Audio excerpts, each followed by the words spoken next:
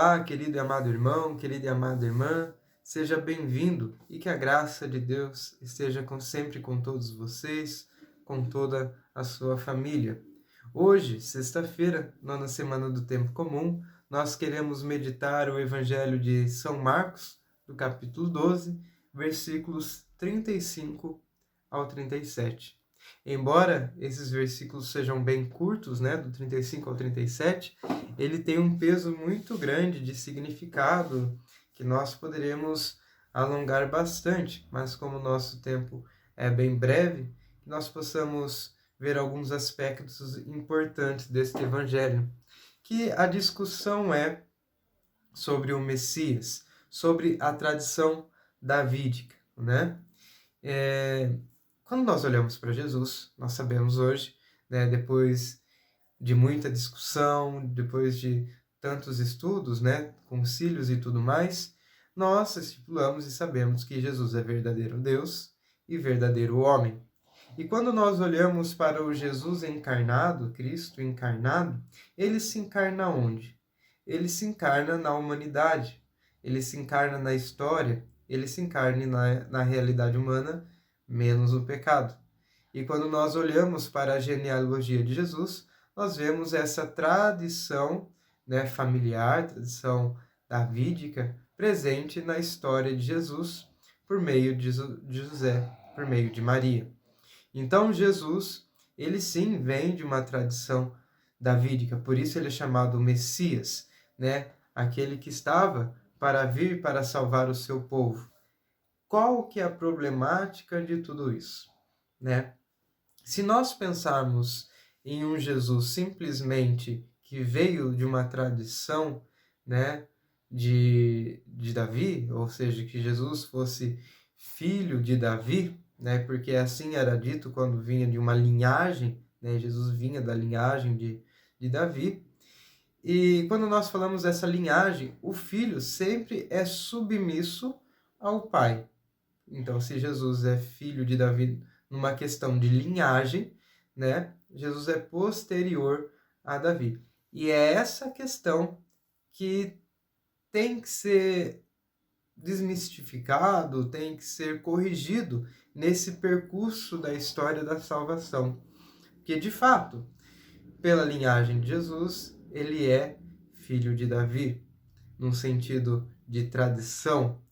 Porém, quando nós olhamos para o Jesus divino, pela encarnação do Verbo, enquanto Deus, ele existiu desde toda a eternidade. Por isso, Jesus existiu desde antes de Davi. Então tem essa dicotomia, né? É o Deus vivo e verdadeiro, feito homem e feito Deus. Então, homem, Deus. Essa natureza de Jesus, essas duas naturezas de Jesus que não podem ser separadas, mas estão unidas. Jesus é verdadeiro Deus e verdadeiro homem.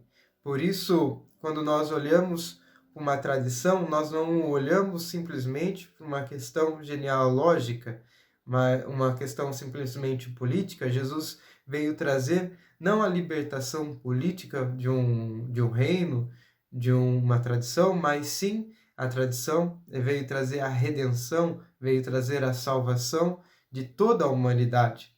Por isso Jesus também ele não está limitado a um povo. Ele veio para todos os povos, para todos os povos. Porque ao mesmo tempo que ele se insere na história humana, se insere dentro de um contexto até mesmo cultural, ele não se limita a esses contextos.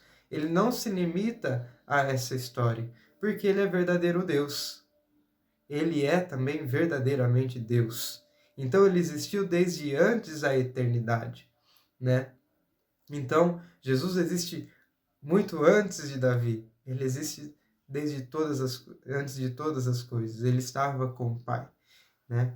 Então, queridos e amados irmãos, essa era a grande questão que ali estava colocada. Claro que eles não iam entender naquele momento, né? A revelação estava acontecendo ainda. Hoje nós temos clareza e nós podemos colocar isso em nossa vida.